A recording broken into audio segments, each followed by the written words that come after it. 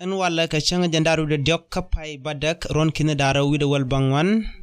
Raja gone lade emen togre wike gambela ke jen run wangame ke taro ka togbun mi mata badak ka tog Europe. Ngay kono to kon ke pastore kene helderi ke secretary aniken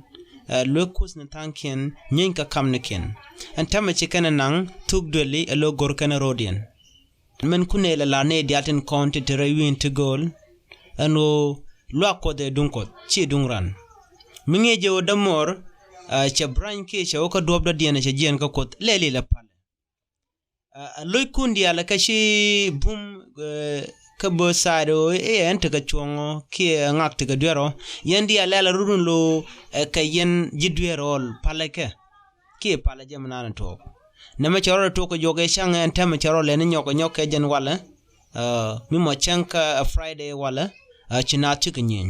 antama chi community charo de janyal ka kwimishet kanaman rewi ka gambe la chagwa to dena agak ka kwi lokusni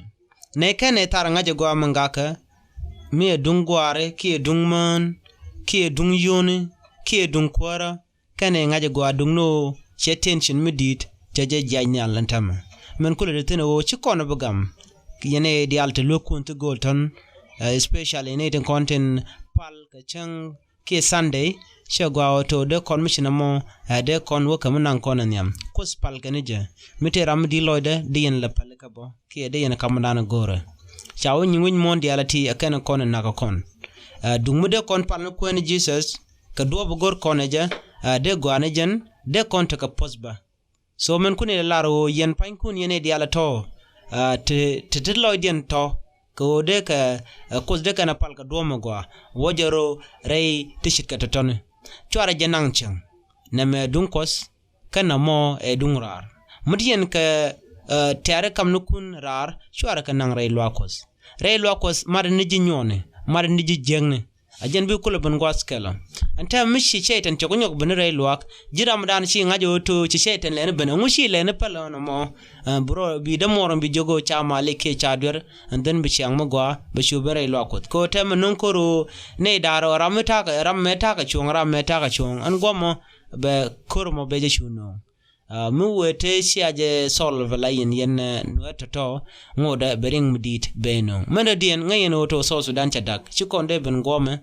bidunan bana kor ka kwilwakos ka lwakot mu manana ka oto bu kwene jismu ben da kon yal der ka ken ashioto bu yobu ka jek dumude kon charga doma de gwanajen den solo to en rega tere we danane de je wojidi ka yen use to goro de malde tin rayen shango to de malde ben shalga yeni nor use bo ke Christian use to malad ne nying mala ke chalye bo to use mala namo dagwa dene kapchong ko kondial gor kono mal chulole tesbo ka yantam ko sharun palpin ka lengdun ka je biata kamal neme enwer online ni chiang bene yanong roi ni ka kwinas wimon ke li an missioning kaman talk bene ladye ko gone auto bi awareness bi ajejek biata kamal